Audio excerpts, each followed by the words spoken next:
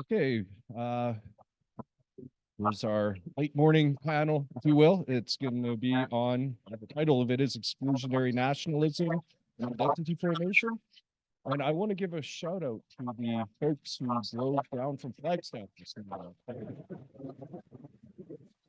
We have an honors course.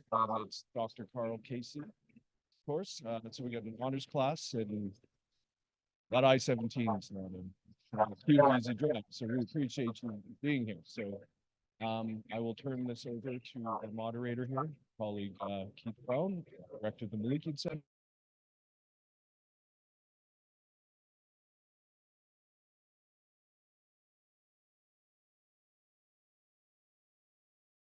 To see and hear us. We're all going to be mic'd for this. As Tim said, this is a panel on exclusionary nationalism and identity formation. We have 4 speakers. Each is going to speak for about 15 to 18 minutes. And then we're going to take questions after that. If you're online, please feel free to put questions in the chat. I don't know if people, I guess Henry has a title. So I will leave the titles for you to read or hear from the speakers, but let me first introduce Henry Theriault from Worcester State University. Henry, over to you.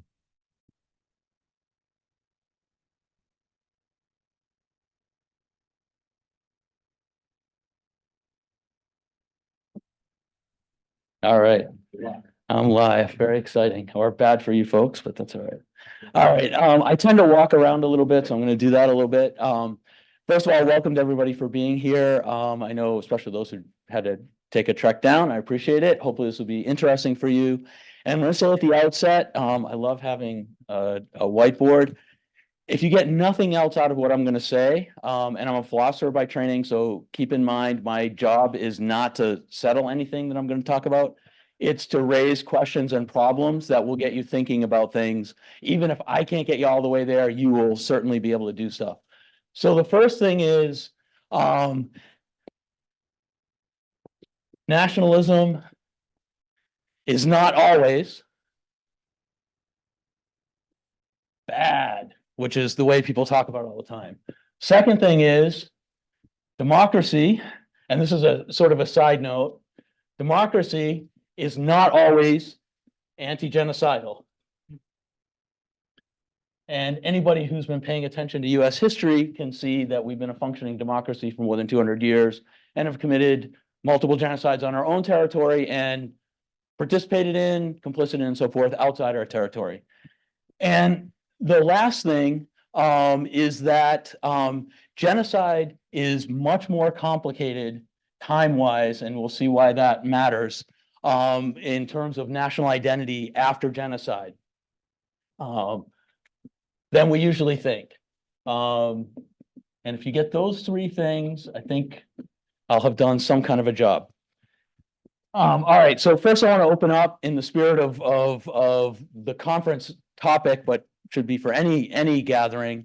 I just want to take this opportunity to acknowledge that we are gathered on the ancestral lands of Indigenous peoples past, present, and future. I specifically thank and honor the native tribes and sovereign nations of the Salt River Valley, including the Akimel O'odham, the Onk Akimel O'odham, and the Peepash nations, whose knowledge and stewardship of this land and waterways, the waterways here, allow us to be here now.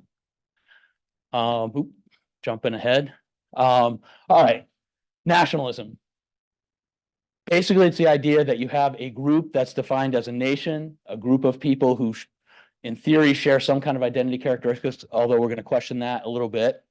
And you're familiar with different kinds of nationalisms. We have them in the United States. They're around the world. Nazism would be in a variety of nationalism. Young Turk nationalism, ultranationalism that led to the Armenian genocide, and many other kinds of nationalisms that you're very well familiar with. I think we're going to hear something about the former Yugoslavia. Nationalisms there were a powerful force in driving genocide in the 1990s and still exist in force today, and so forth. Nationalism can be really bad. Okay, it can be exclusionary. That is, it can promote a way of thinking in which people who are outside of what you define as your nation are not worthy of basic consideration to the point where they can be legitimately targeted for killing. It can be chauvinistic. That is, you can think your nation, your group is superior to all others.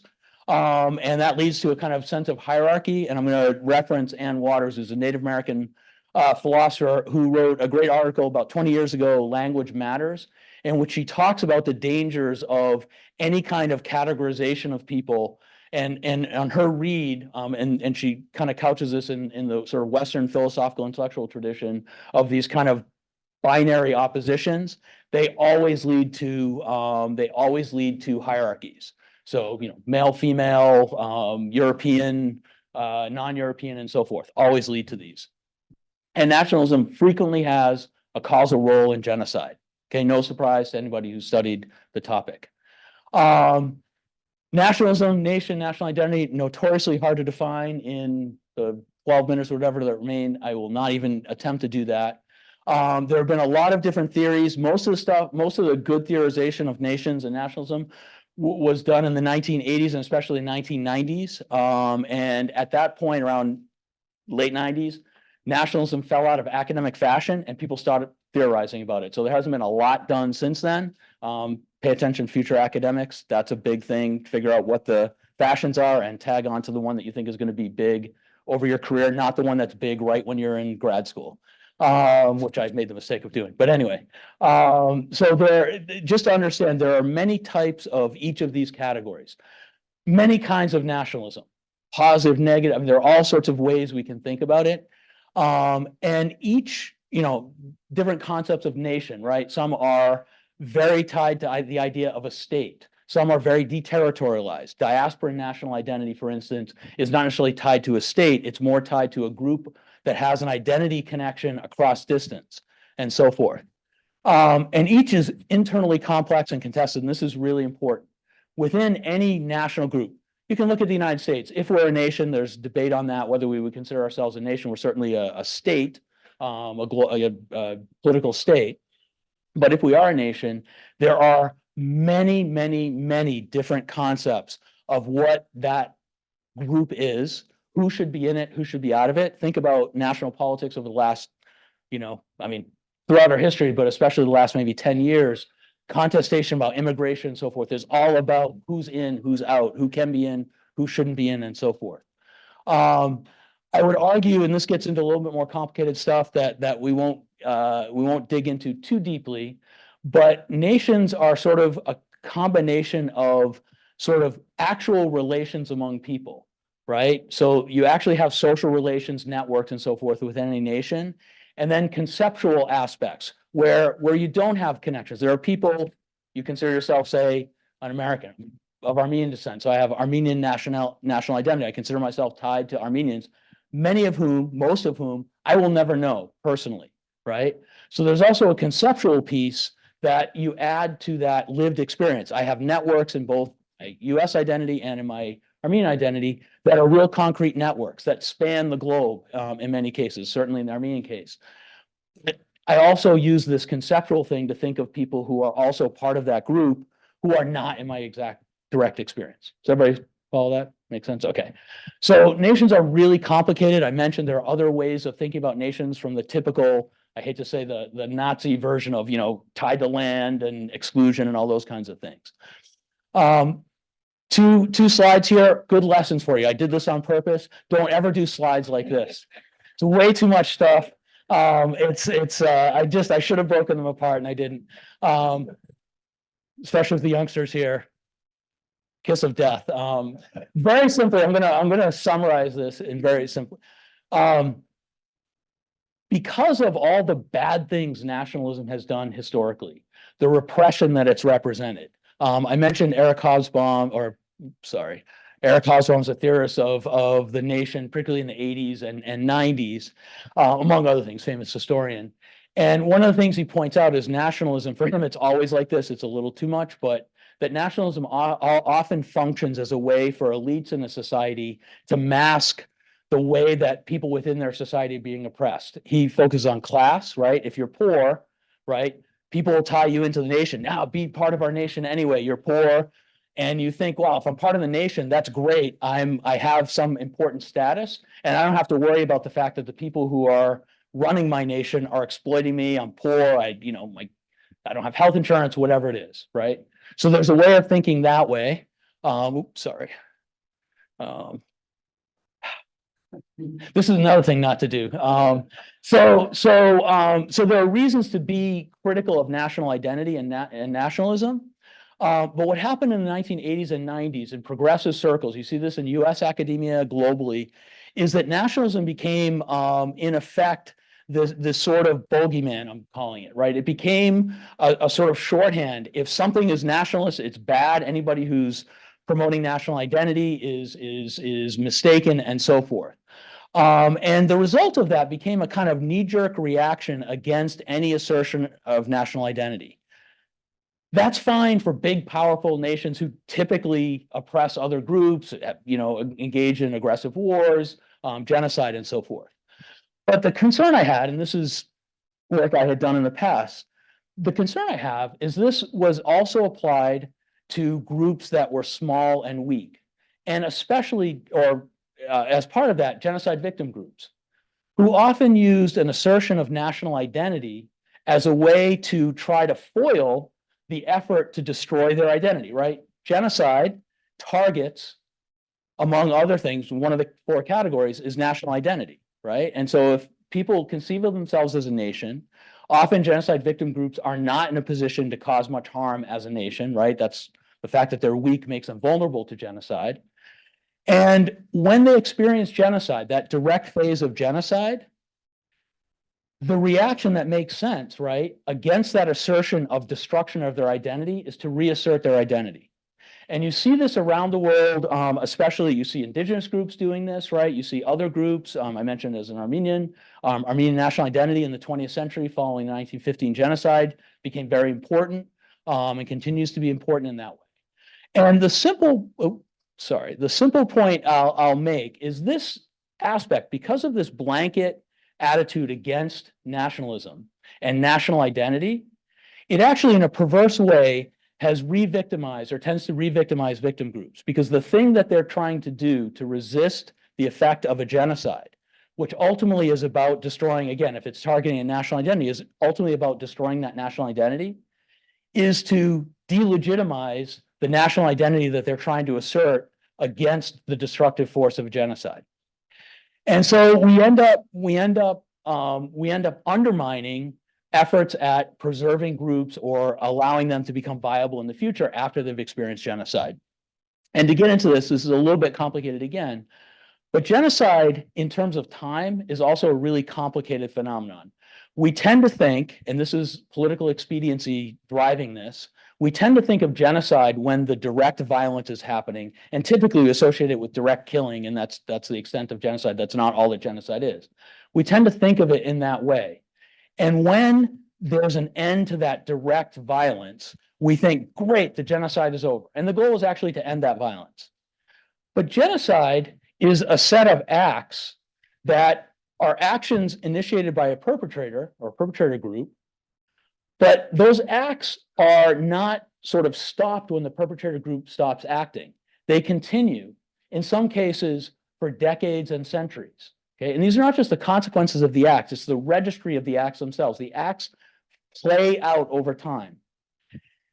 And when victim groups are trying to resist that finalization, those actions from really culminating in their destruction, they actually have some time to do that. And the world community also has some time to do that, to intervene, to change things. Oops, sorry. And so, more lessons. And so when we sort of demonize or dismiss national identity among victim groups, and one of the things you'll actually see is the so-called cycles of violence concept, which says, oh, if somebody was victimized, they're going to become perpetrators later on. If you look historically, that's actually not typically the case. Quite often, victim groups are too weak to become perpetrators down the road. It does happen sometimes under some circumstances, but usually with a lot of outside support to increase the power of the victim group. And so when we discount, okay, the efforts of victim groups to reestablish themselves through national identity, what we're actually doing is being accomplices to genocide in the long term. And I would argue, and I don't want to get, again, super complicated. How are we? Oh, you're not keeping time, sorry. Yeah, sorry. 4 minutes. 4 minutes. Oh, I can actually maybe bring this home. All right. Such as it is, so when we think of what happens, remember this time sort of delay of a genocide, right? You have all this direct violence. In the case of Rwanda, it was 100 days, right? Holocaust, a few years, Armenian genocide, a few years, and so forth. This long period allows for what I'm going to call the ignored aspect of prevention, right? We think of genocide prevention as what we do ahead of the actual initiation of violence by perpetrators, and that's incredibly important. And we do almost nothing as a global community compared to what we should be doing to do that. We have so many opportunities. I mean, genocide is not that complicated to prevent. It's just that we lack the will to do it quite often for all sorts of reasons. But there's another aspect of genocide prevention, which is stopping the effects of genocide from actually being consolidated, becoming the norm of the world, right? So we actually have a lot more time for genocide prevention, for prevention of the impact of genocide than we think of. I've been a big advocate for reparations, Native Americans, African Americans, and we can talk about that as a case of genocide as well, and so many other cases. Long past, where there are still very, very clear destructive forces unfolding for those groups, and very contemporary. We can talk about East Timor, which with the last phase of genocide being just 24, 25 years ago, and things like that, right? And so thinking about reparations as a way to intervene against this unfolding of genocide is really important. And this is where this idea of not undermining a reassertion of national identity, but actually supporting the reassertion of national identity when that's the issue that was attacked through genocide can be really important, right? We often do the opposite, but we need to think about how we can support reconstitution of an identity, which is going to be altered, going to be less than it was in many ways, but provides us as outsiders a really important opportunity. There are a lot of complexities with this, and I want to highlight nationalism can be really bad, right? And even victim groups can adopt bad nationalisms. What's more, that can be used not just to become an aggressor outside, but quite often can be used within victim groups to suppress those within it. And I think especially about gender issues and victims of sexualized assault, who quite often be out of a sort of very conservative national concept or nationalism, national identity, often become stigmatized. In some cases, there are cases in which victims have been killed to sort of cover up the national shame and so forth. And so I don't want to claim all victim nationalisms are positive or anything like that. But typically within a victim group, there are multiple, as in any group, there are multiple ideas about what the future of that group should look like and what their identity should be. And part of what those outside can do is to support more positive notions of national identity that emerge in a post-immediate phase of genocide process. Okay, and I would push this a little bit further. None of this is automatic. It's all very nuanced. And when we're looking at national identity of victims, we need to do it in a way that focuses on the specifics of cases. We need to be willing to be critical. Again, I mentioned Armenian community, and believe me, I mean, you get 2 Armenians in the room, you got 6 opinions on every issue you can imagine. And I criticize, people in my community all the time around bad notions of national identity. One of them that's very prevalent, unfortunately, right now is an anti-LGBTQ plus mentality, and that's been something that a lot of us are really pushing back against, and there are problems. Okay, so just the last thing I'm going to say is, I'm going to skip ahead of the other stuff, and I just want to also make an important note about complexity of national identity. So what I was trying to say is nationalisms, there are always many different nationalisms within any group, many different concepts of a nation, many different actual forms of national identity. And really what you get when you're trying to figure out what a nationalism is of a group, what a national identity is, at best a kind of vector sum where you kind of work out through some process.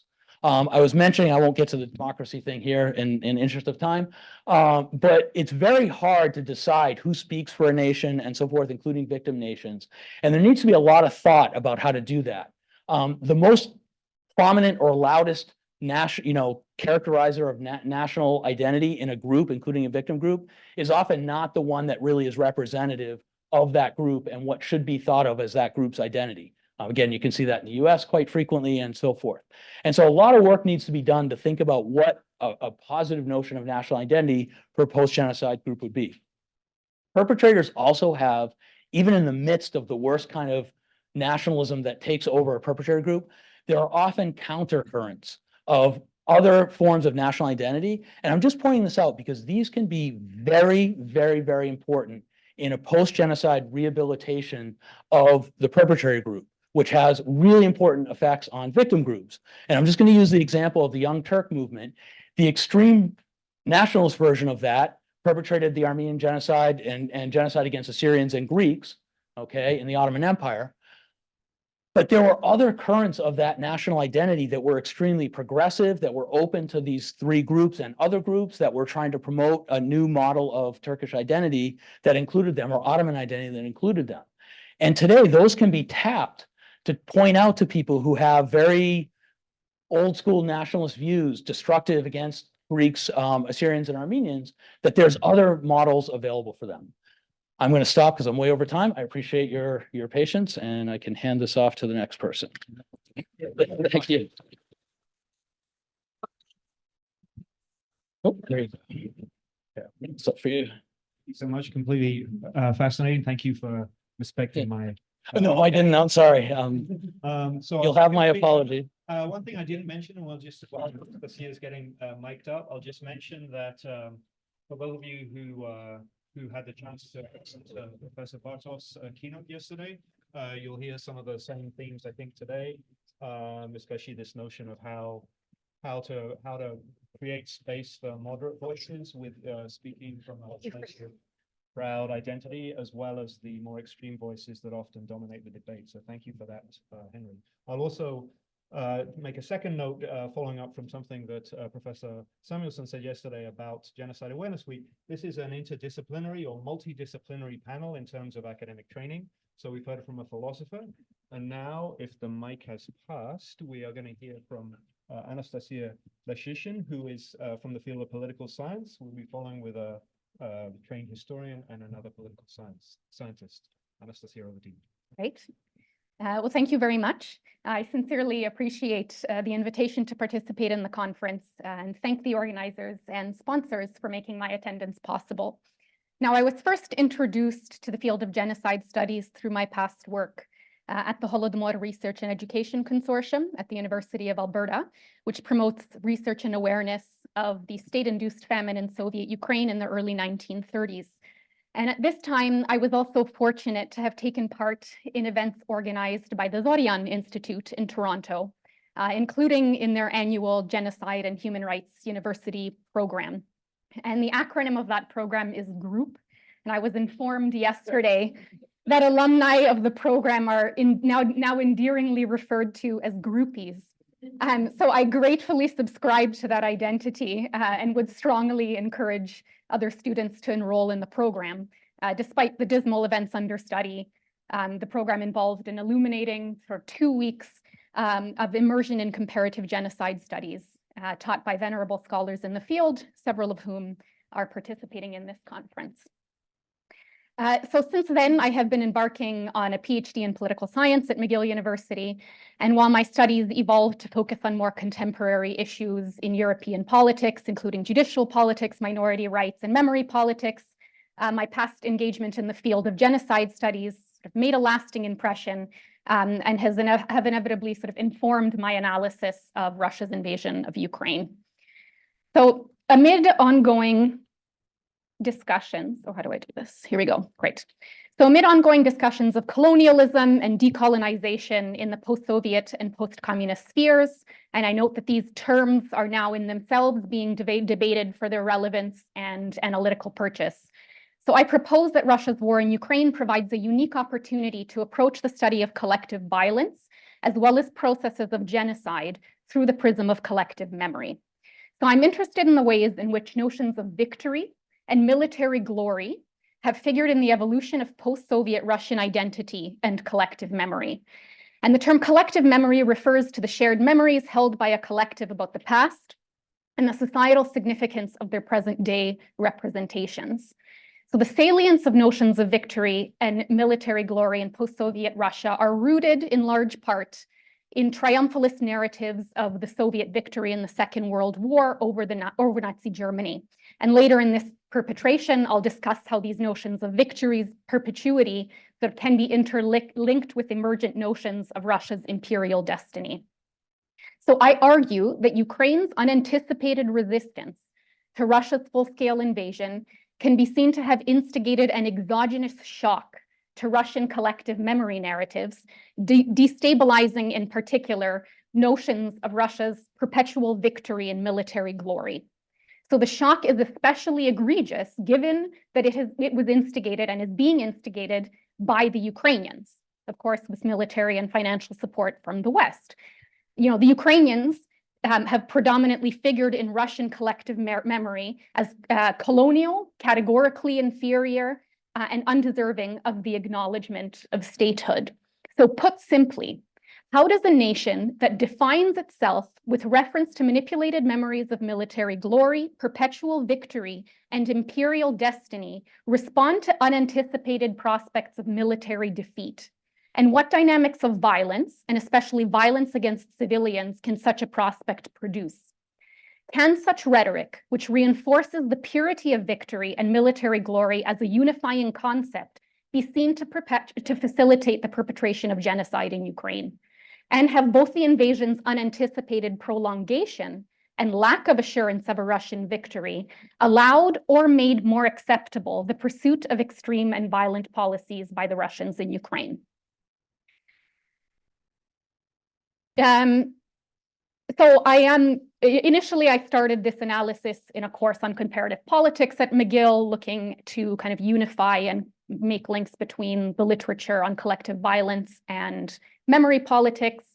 Now I'm looking to situate this discussion or perhaps shift it within the field of genocide studies. This is the first time that I am now presenting this within the context of or in the presence of genocide specialists. So I look forward to your feedback as I pursue this research agenda. So overall, again, the goal is to gain insight into how these selective processes of historical memory as glories or victories affect a group's behavior in subsequent crisis or conflict, with the potential of facilitating the pursuit of genocidal policies. Now, investigations by local and international bodies into atrocities perpetrated against Ukrainian civilians and military personnel during the Russian invasion are well underway. Most imminently, the collection of evidence and testimony is set to inform the prosecution of war crimes and related charges in courts of law. So with the eventual accumulation of verified documents, scholars will be able to situate the findings amid existing conceptualizations of collective violence, including those related to war crimes, crimes against humanity, and possibly genocide. And it's envisioned that this data will inform the evolution of my research agenda. So the term genocide began to circulate in public discourse concerning Russia's invasion in April 2022, so about a month and a half after the full-scale invasion began. And this was when the Ukrainian counteroffensive was advancing and evidence of atrocities were being unveiled in the wake of the Russian retreat.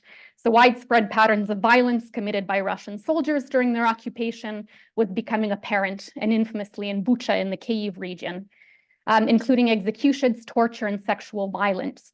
And we also saw images of mass graves circulating as well. There were also reports of the abduction of Ukrainian children, which continue to this day.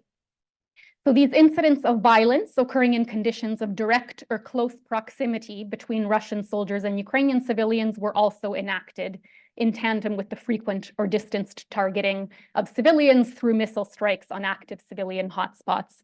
So pictured here is the result of the missile attack on the Mariupol Drama Theater. Although the word dite, children, was written on the ground so as to be visible from the air, as there were hundreds of children and their family members in the drama theater. The theater was targeted and all of the individuals inside were killed. And so widespread assaults on cultural sites which are being monitored by UNESCO as well, have prompted observers to refer to the invasion sort of as a heritage war. So indeed, at the outset of the invasion, a foremost expression of Putin's endeavor to denazify Ukraine was the elimination of all manifestations of distinct Ukrainian identity. So upon arrival in Ukraine, Russian soldiers tore down Ukrainian state symbols, changed Ukrainian language city signs into Russian, destroyed Ukrainian books in schools and libraries, and targeted Ukrainian speakers and opponents to the Russian occupation as Nazis. So the basic, as one museum curator notes, the basic assumption which lies beneath this assault is that Ukraine should not exist as a separate phenomenon with its own political agency. Any Ukrainian otherness from Russia should be erased. It is genocidal in its objectives and in its actions, as we have already seen. Culture is at the very core of this war. So what have scholars been saying about genocide? Several scholars have been proposing whether this is genocide, and several scholars have proposed that it is, including scholar Eugene Yevgeny Finkel. So he claims that neither the inflammatory rhetoric of Putin nor Russian propaganda really constitute proof of an intent to destroy a national group, right? The rejection of the idea of Ukrainian statehood doesn't either. And efforts to facilitate regime change in KU or to stifle Ukraine's reorientation towards the West don't constitute genocide, right? Although both of these goals, it must be underscored, were sort of the crucial goals of the Russian invasion. So it was when Russian soldiers and authorities realized that, to their surprise, that Ukrainian citizens had no desire to be liberated from the Western yoke and instead fought back and resisted, that Professor Finkel now proposes there is a shift here in genocidal thinking. So while there's extensive evidence of this shift, one of the most implicit examples is an article titled "What Should Russia Do with Ukraine?" which was published on April 3rd, 2022 by the Russian state-owned media outfit, RIA Novosti. So the article outlines a clear plan to destroy Ukraine and Ukrainians, reflecting the argument made earlier by Putin and other Russian leaders. Now, I take this excerpt from Dr. Finkel's work, and it says it argues that after a Russian victory, Ukraine is impossible as a nation state, and its very name likely cannot be retained. The Ukrainian nationalist elite need to be liquidated, its re-education is impossible, but a substantial part of the populace is also guilty and would require re-education and ideological repressions lasting at least a generation, and would inevitably mean de-Ukrainianization. So both Dr. Finkel and other scholars have underscored that in order to understand Russia's actions in Ukraine as genocide, various elements must be seen in combination, right? In particular, while there's widespread agreement that the events of Bucha and other places that target civilians could be labeled as war crimes or crimes against humanity, these actions must be set in the context of the rhetoric from the Russian state. So here I'm interested in the aspect of Russian state rhetoric, specifically concerning victory and the victory myth, and how such rhetoric contextualizes discussions of whether the actions on the ground amount to genocide. So how is what the Russians are doing unique, right? Certainly they are not the only ones whose process of identity formation evolved on the basis of past military victories, right? We're currently in a country whose citizens sing about how the rocket's red glare and bombs bursting in air offered reassurance through long nighttime battles that their national cause endured, right? And I want to underscore that I don't bring this up with the intention of framing my discussion as a dichotomy between American and Russian memory politics. But arguably, victory in the American Revolutionary War was significant in that it ensured and highlighted the endurance of values such as freedom, liberty, and democracy. So memories of the Second World War also, of course, hold pride of place in many countries who were members of the Allied forces. But what is unique in the Russian case is the extent to which victory has been imbued as a founding idea of modern Russia and embedded within national identity. So if I parse it down even further, what does it mean for a people to define themselves, or at least experience themselves, as a collective of winners, of victors? If we experience ourselves as winners, what are we willing to do when that identity is threatened with the prospect of a military loss or defeat? So I highlight sort of 4 aspects that I'm going to quickly zip by here.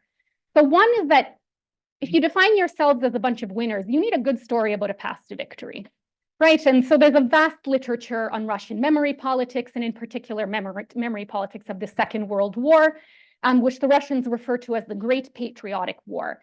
And so the war is framed, or was framed, especially in Soviet times, as an existential battle between good and evil.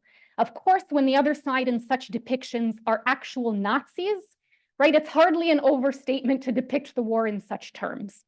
But in the post-Soviet period, memory was needed to work with and to conceptualize the state. And Yeltsin and other political leaders sort of latched on to the Great Patriotic War as the most powerful and unifying memory for Russia. And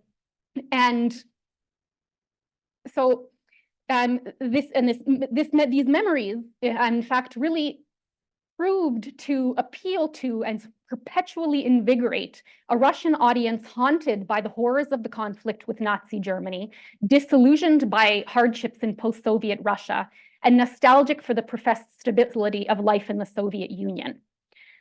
So it's a topic, again, widely discussed in the literature, and narratives of the Second World War have been deemed to be central to post-Soviet nation-building projects, foundational to post-Soviet national identity, serviceable towards raising Russian national self-esteem, and closely associated with pro-Putin attitudes. Now, quickly, I'm going to flash through this handful of examples of how the prominence of the victory manifests in Russian society. So Victory Day, celebrated on May 9th.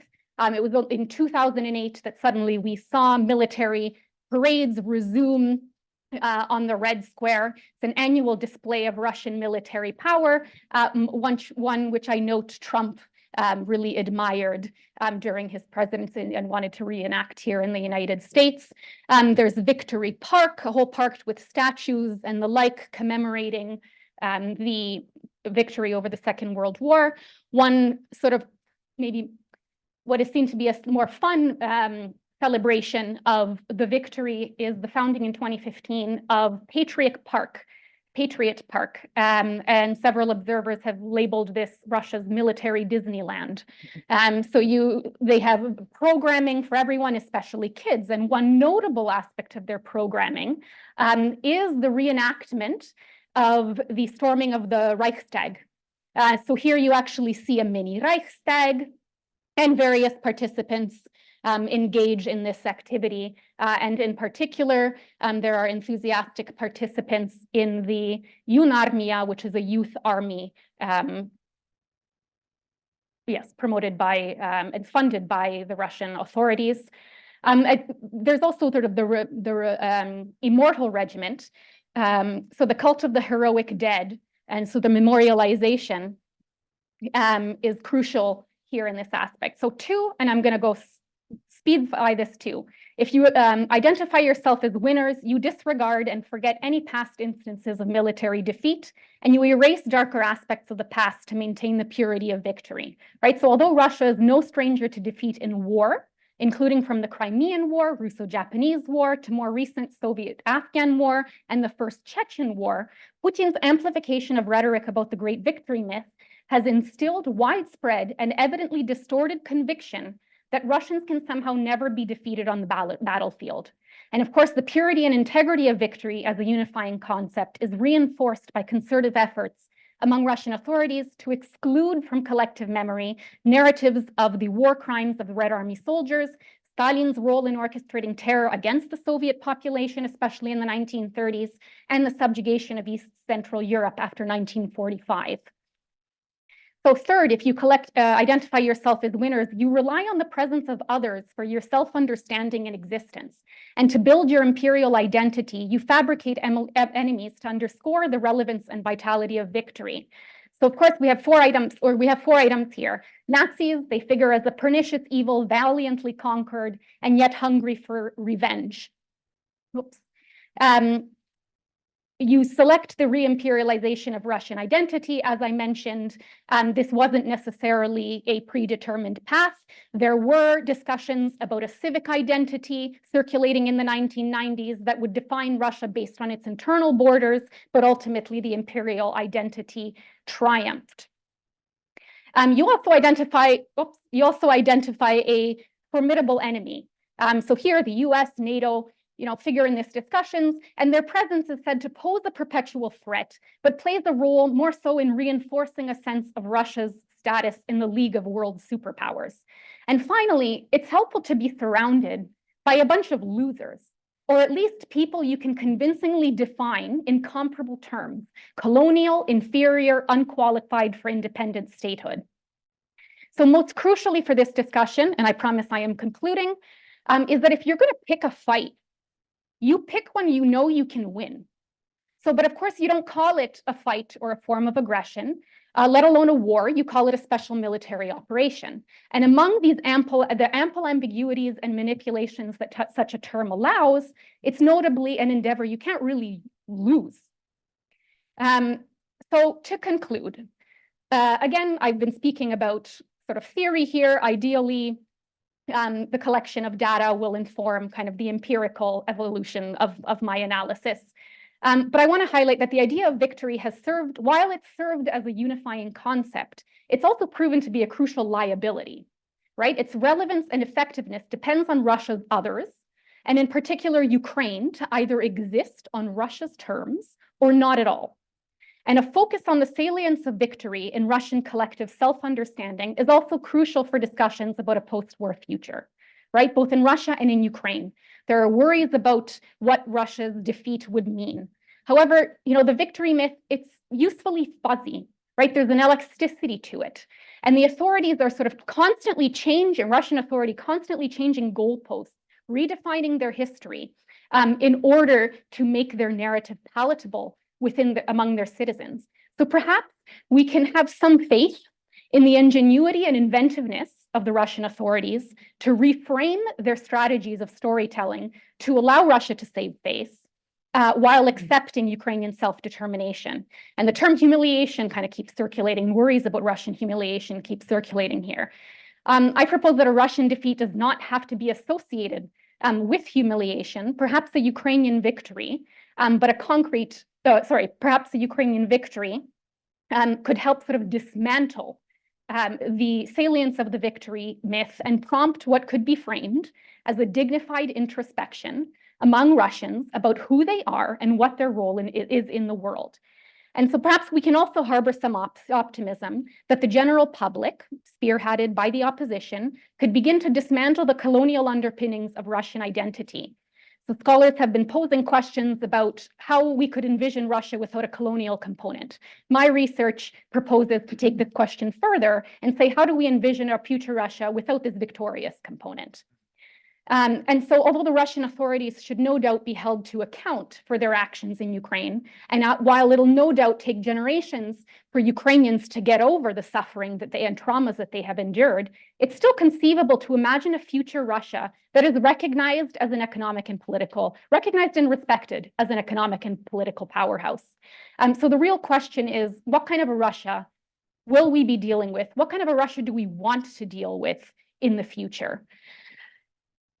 So it's hoped that by acknowledging and understanding that Russian authorities are operating under a delusional notion of guaranteed victory based on distorted visions of the past, that Western policymakers will be encouraged to sharpen and maintain their resolve to help Ukraine inflict defeat on Russia and secure a self-determined future.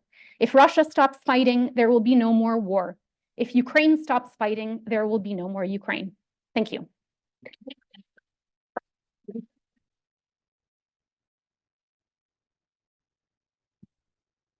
Thank you so much. I'm going to just riff while we're handing over the microphone. I'll just, I'm seeing a couple of threads already. I hope you're all thinking about your questions in the discussion, but the transition from empire to nation and the imperially ambitious nation as in this case, a perpetrator of war crimes. And I really appreciated that Anastasia took on the impulse to whataboutism that often occurs in these discussions, to sort of turn it back to the US, for example, and address that head on. I appreciate that, especially because I think one of the things I hope the panelists will talk about is the place of betrayal in serving these genocidal states and policies. which I think is especially salient in the Russia-Ukrainian context. So thank you for that. Our next speaker, Andrew Port, are you going to stay there? If that's okay. Excellent. From Wayne State University, representing the discipline of history. Thank you.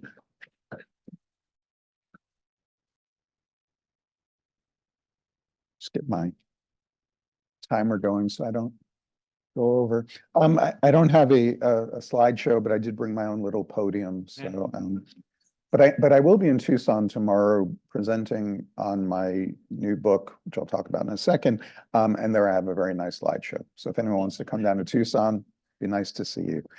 So I'd like to start with a brief disclaimer. My presentation today will not, until the very end, if I have time, directly address the two topics specifically mentioned in the title of this panel: exclusionary nationalism and identity formation.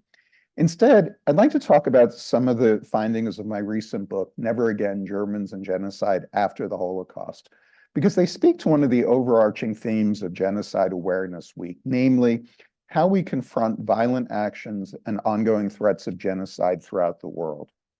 The German case is particularly instructive and interesting, I think, given the country's indelible association with the scourge of state-sponsored mass murder. Now, is there some general statement to be made about the specific role the label genocide played in shaping German reactions to reports of genocide in Cambodia, Bosnia, and Rwanda, the three main countries I focus on in my book? Well, whether those massacres actually constituted the crime of crimes never attracted much debate. The term is used freely in all three cases, also by top German officials in the early 1990s. In the end, the question of why such atrocities were taking place preoccupied Germans much more than the issue of whether they constituted genocide. There was also very little discussion about the UN Genocide Convention and its significance for the Federal Republic, an early signatory of that international agreement. The obligations were a non-issue, and the silences on that score might explain why German leaders invoked the term with such alacrity in the early 1990s, with apparently little awareness or concern about the legal implications of its usage. At the very least, they must have suspected it would have no real-world consequences when no major power was acting to prevent, much less stop, genocide. The slow international response had another effect. It allowed the government to commit to humanitarian military missions, kind of a, what's the oxymoron, thank you, humanitarian military missions piecemeal, while slowly habituating Germans to their country's new international role following unification. Other possibilities for redress, if not prevention, appeared on the horizon as the old constellations and antagonisms of the Cold War receded. These included the first international efforts since the Nuremberg and Tokyo trials of the late 1940s to hold individuals accountable for their actions. The tribunals gave rise to new juridical concepts like the responsibility to protect and the doctrine of humanitarian intervention. Now, these developments confronted Germans with difficult choices that threw into disarray the old post-war consensus on foreign policy and the use of force, or rather in the German case, the non-use of force. But none of this, not even calling genocide by its name, was a guarantee of concrete action, as Germany's federal president remarked during a major speech in early 2015. What value did the mantra "never again" have, Joachim Gauck wanted to know, when genocides continued to take place, to occur in places like Cambodia and Bosnia, Rwanda, and Darfur? For Germany, this was not a matter of inconsistency per se, or a lack of concern, but rather an assessment of feasibility and of what was in the country's interest. Cognitive factors played a role here: values and beliefs, culture, morals, and emotions, all of which are heavily shaped by historical experience and perceived lessons of the past.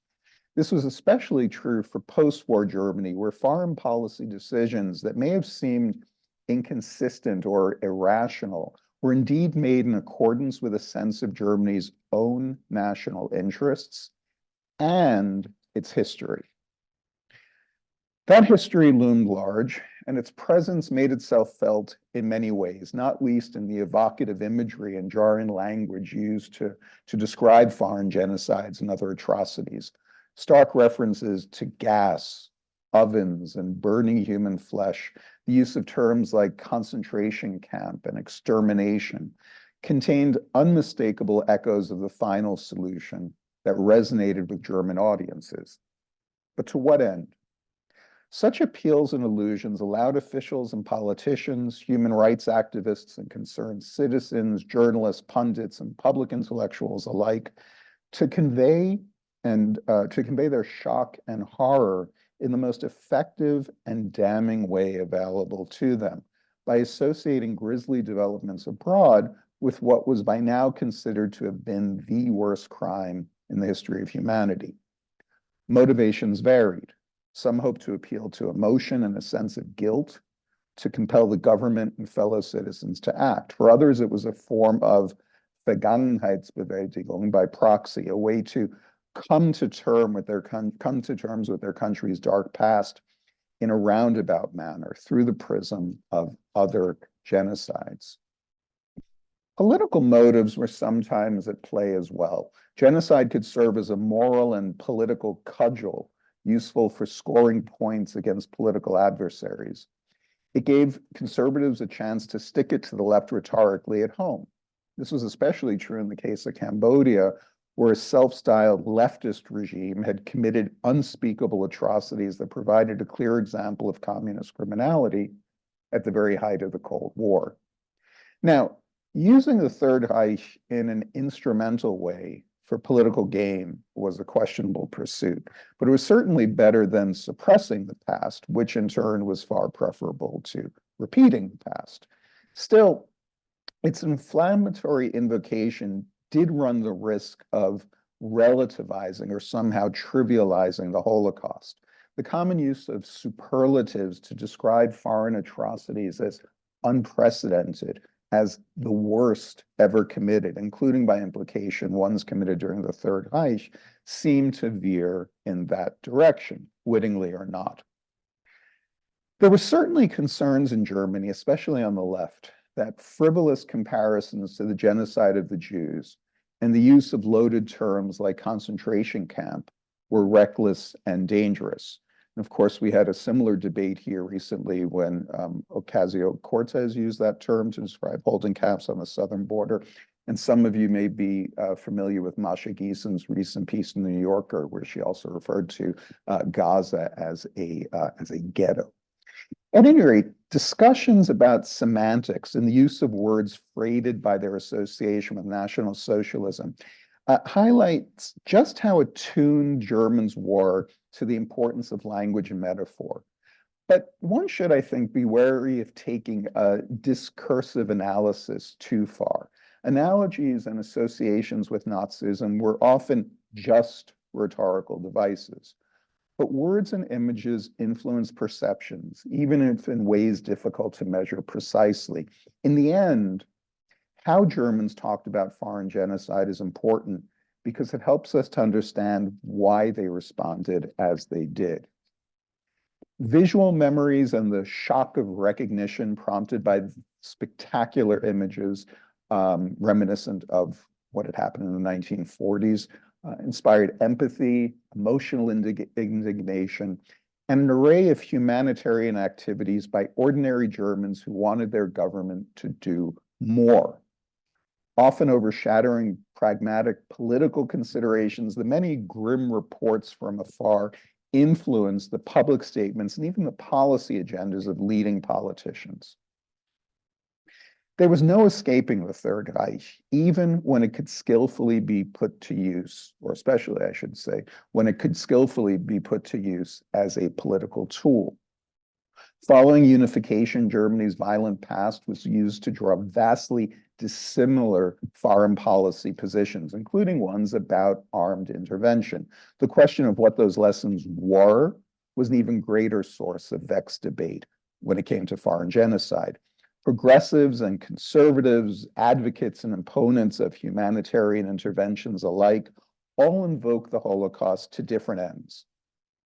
Those who believe that German history obliged their country to exercise the utmost restraint met with an equally compelling argument or counter-argument, namely that it was immoral for Germans not to act after Auschwitz.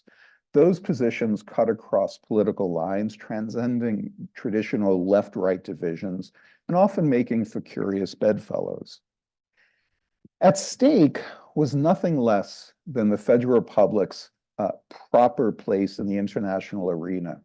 And the Third Reich continued to serve as a challenge, a warning, an exhortation, the Germans use the word Mahnung, to act appropriately on the world stage.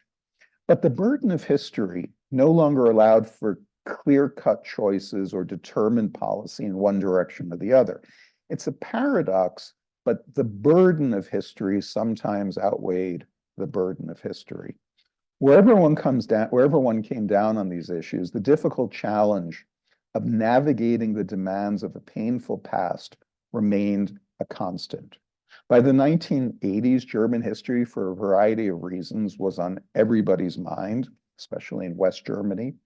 And a solemn sense of responsibility toward that history was an encumbrance policymakers and pundits across the political spectrum took seriously, including those on the right. I'm doing this research. I was astounded at how often conservative politicians invoke Germany's own past, including the fellow I mentioned to you before, as a reason for getting involved in what was going on in, say, Bosnia. In the end, the use of military force remained the exception for Germany.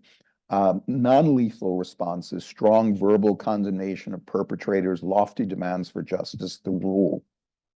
Talk may be cheap, but for the Federal Republic, where checkbook diplomacy remained the most important arrow in its foreign policy quiver, such largesse went far beyond official aid, however.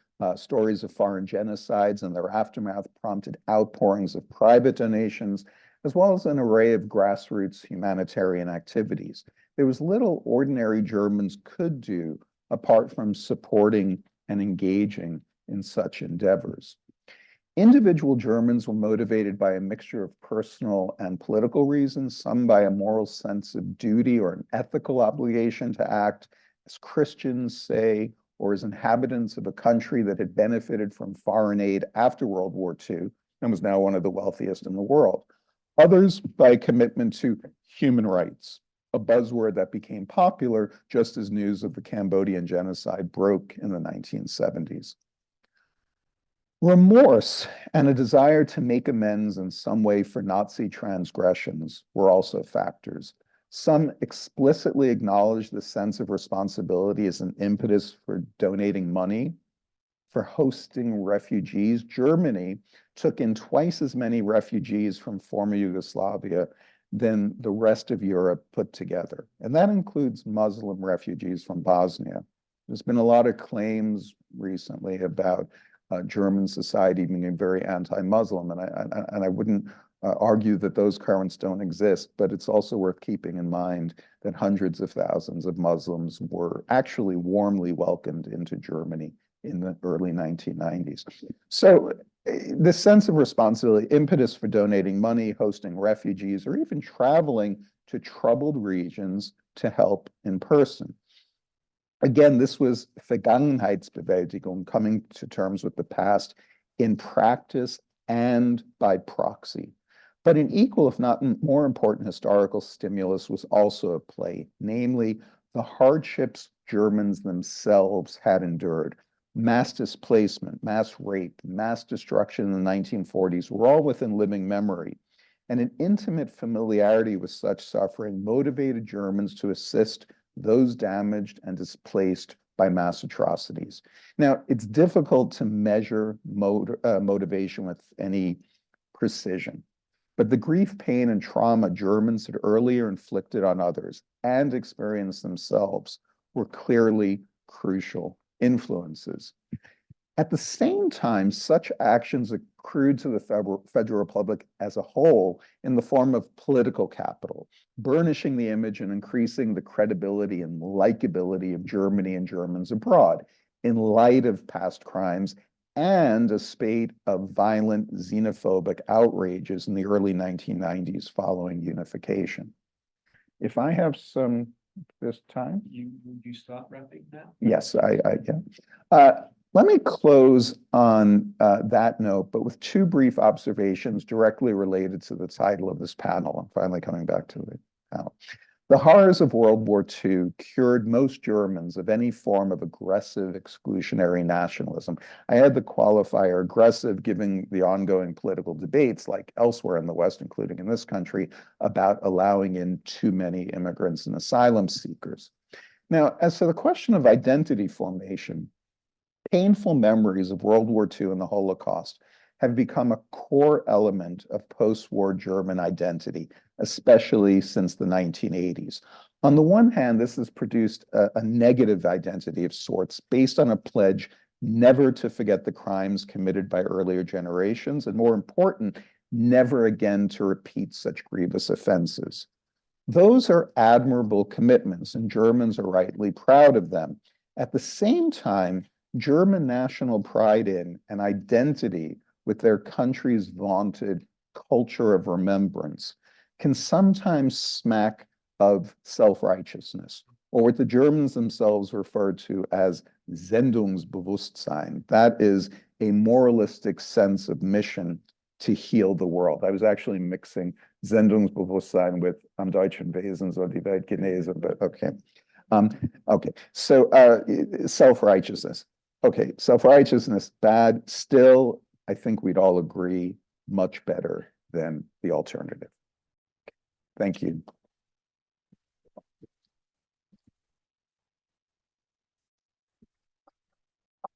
Oh, just, Thank you so much. Thank you. So an empirical case we're offered to reflect with, where the cycle of violence is actually transformed in the sense that shared trauma combined with a sense of a perpetrator past feeds into an example which perhaps other countries could learn from. But certainly a fascinating case, and I look forward to reading the book. Thank you. Our final speaker on the panel, Victor Peskin from If I Arizona can State just University. If you can just do that right there. You're done. There we go. You have slides? I do not have Slides. Thank you, Keith. Welcome, everybody. Thank you to the organizers, Volker, Tim, everybody here. I'm delighted to be here. My remarks today focus on the ways in which exclusionary nationalism and other extreme forms of national identity are constructed and maintained and countered and perhaps undermined and maybe even deconstructed. I will address the matter of the construction and deconstruction of exclusionary nationalism through the prism of international law. More specifically, I will reflect on the post-war clash between the contemporary international criminal tribunals and nationalist regimes implicated in genocide and other forms of atrocity crimes. The question I would like to pose is this: what role does and can international legal intervention possibly play in, number one, breaking down the building blocks of exclusionary nationalism, and number two, in reducing the nationalist narrative of grievance against other ethnic, religious, or national groups, grievances that can often stoke the reoccurrence of mass atrocities? Does the investigation, indictment, and prosecution of nationalist political and military leaders in countries such as Serbia, Sudan, Russia, and elsewhere, leaders implicated in grave crimes, can that legal process, and I'm specifically speaking about an international legal process, can that marginalize nationalists and otherwise delegitimize them at home and abroad? Or does the work of international criminal tribunals and the prosecution's damning accusations against leaders in the adversarial courtroom clash actually inflame nationalism by provoking group grievance and a sense of victimhood in post-war nations? This inquiry into the effects of international tribunals on states in thrall to nationalist ideology is a variant of related questions that have arisen among activists, scholars, diplomats, and others in the post-Cold War movement for international criminal accountability. The related questions ask whether tribunals, number one, can prod war-torn and polarized states to acknowledge responsibility for crimes and come to terms with their pasts. Number two, can tribunals promote peace and reconciliation between intrastate and interstate adversaries? And number three, can international justice advance democratic transitions? Dormant since the World War II Allied-run Nuremberg and Tokyo tribunals, the recent global justice movement emerged in the wake of mass atrocity and genocide in Bosnia and in Rwanda in 1993 and 1994, respectively. The UN Security Council created international tribunals for the former Yugoslavia and Rwanda, and that was followed by mixed international domestic hybrid tribunals in Sierra Leone, in Cambodia, and elsewhere. And then in 2002, the Standing International Criminal Court came into being. Today, the ICC has opened formal investigations in 9 African countries and in 7 non-African contexts, including the ongoing wars in Israel, Gaza, and in Russia, Ukraine. As virulent ethno-nationalism has gone global, so too has the reach of international criminal justice. There are different theories regarding how the pursuit of international justice might help undercut nationalists' entrenched grievances against and collective blame of opposing groups.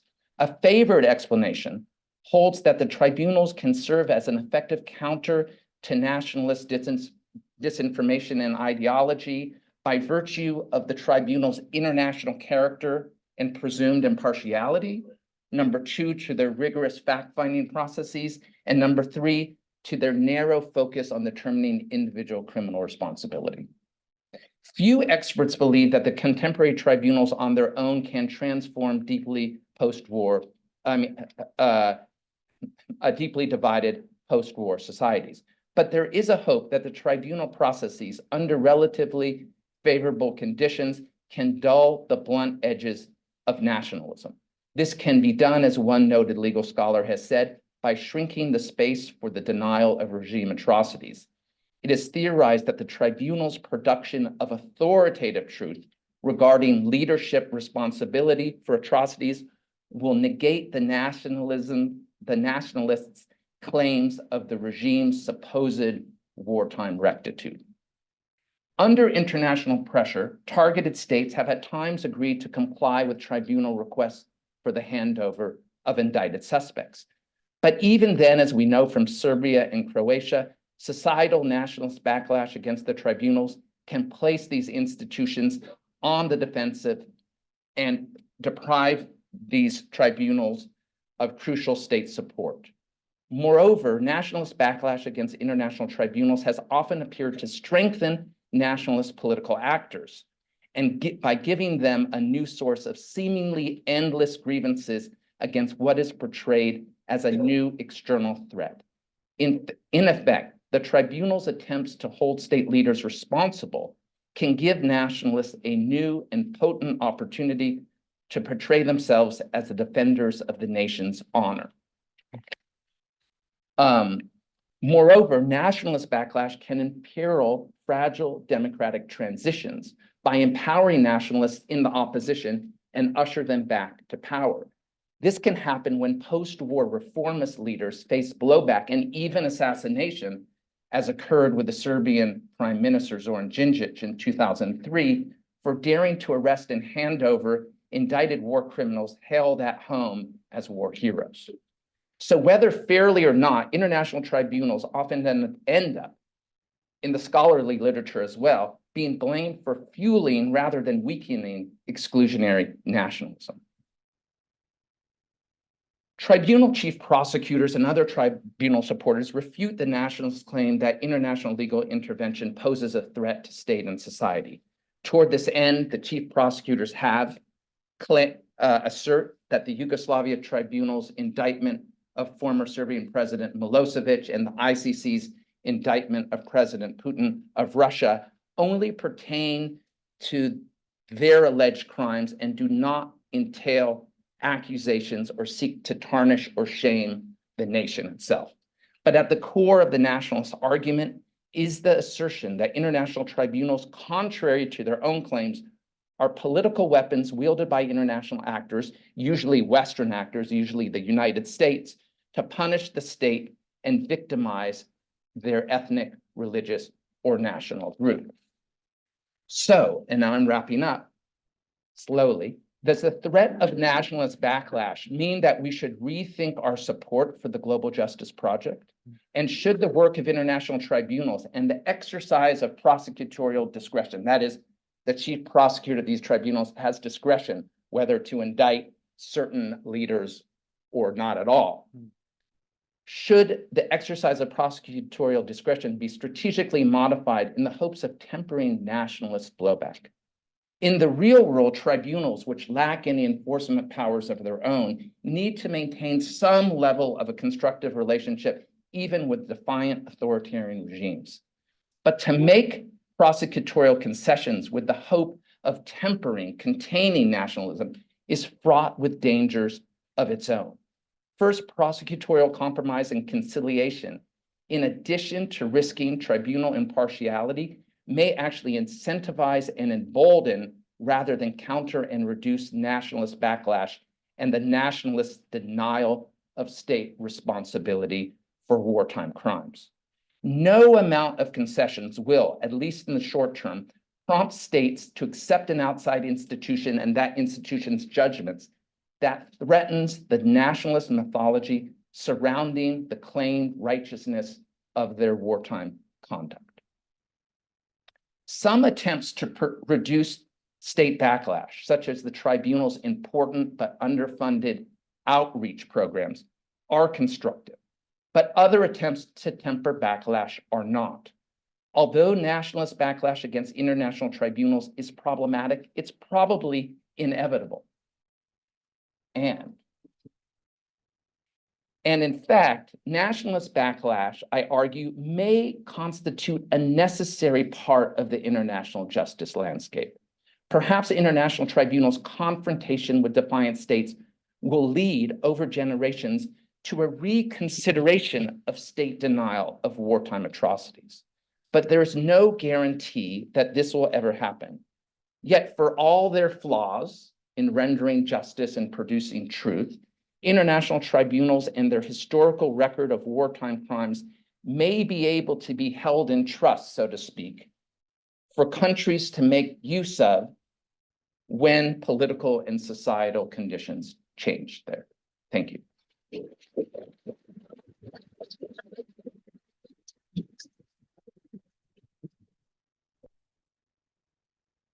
Okay, we got time for one or two questions, but also I'm just gonna make a quick announcement. After this very brief Q&A session, we're having a reception over at the School of Human Evolution and Social Change for the exhibition we have there, and everyone in the room is invited. So your question, you don't get a chance to answer your question, please come with us and you'll have an opportunity to ask panelists or converse with them then. So we can take one or two questions. I'll start with Chrissy. We'll just do 1, 2, and then we'll try to end this brief one. So for Anastasia, first of all, great project. I think there's a lot of rich material you can gather there, and I think it's a good theoretical framework. On the question of enemies versus losers and how that functions, you know, in this conception of victors, I wonder if you've seen a shift in Russian rhetoric over time regarding Ukrainians. Are they only always losers, or do they sometimes rise to the level of enemies? And, you know, I haven't looked closely at the Russian newspapers or official pronouncements over time myself, but I think it would be interesting to see, you know, are they Banderovцы? Are they, you know, Westernizers? Are they children influenced by Europa and NATO, or at some point do they get to be enemies? Just curious what you found, if you found anything. Do you want to gather, or do you want to? Maybe we should. Just have a quick question, perhaps for all the panelists, but especially for Anastasia. And that has to do with the saliency of what you're speaking about. In other words, we all know that Putin is being really remarkably efficient technologically and otherwise in garnering sort of a propaganda that carries forward this kind of message. But how is it resonating? That puzzles me, because on the one hand, we think that civil society has become kind of moribund. But on the other hand, the kind of cynicism that is deep-seated within the Russian public makes it almost impossible to speak about the Russians doing this or the Russians saying that. And so it has to do, again, more broadly with the scope of, or the engineering of a national exclusivism. Is it really salient to the masses, or is it constructed from a narrow veneer at the top?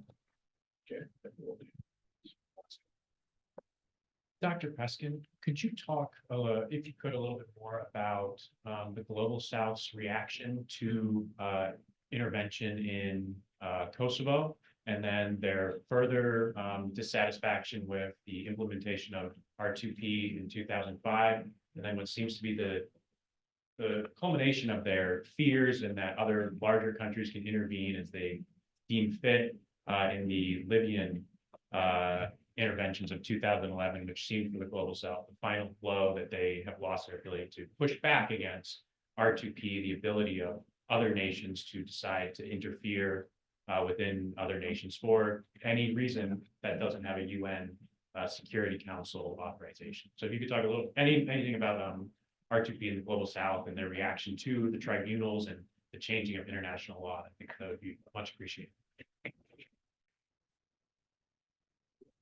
Great, thank you. So with regards to the first question,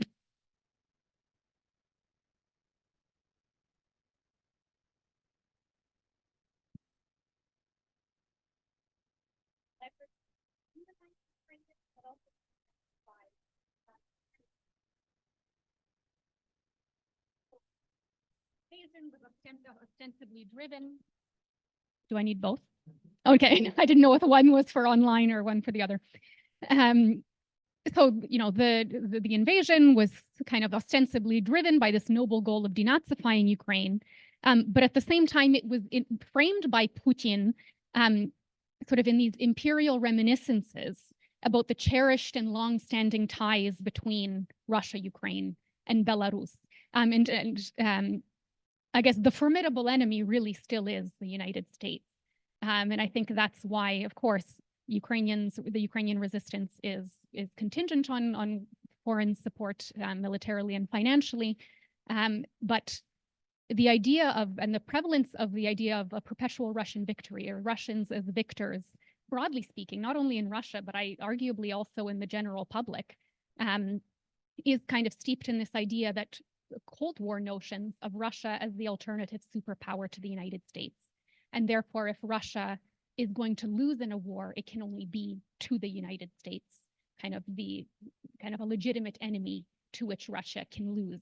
In terms of the second question, there certainly were organizations, notably a civil society organization called Memorial, which was, well, you maybe are aware of this, yeah. But for others in the audience who notably forwarded and investigated and tried to illuminate the more difficult, traumatic, and problematic aspects of the Soviet victory over the Russians, and in particular various sort of repressions of Soviet society more broadly. But in terms of saliency, I think the notion of victory, whether or not people subscribe to it, it's easy to subscribe to when the rest of your livelihood, whether it be socioeconomic, et cetera, doesn't seem to be kind of adding up, right? It seems to be a powerful narrative that at least distracts from other problems within Russian society. I guess that, I don't know if that responds to your question, or if you wanted to follow up, or.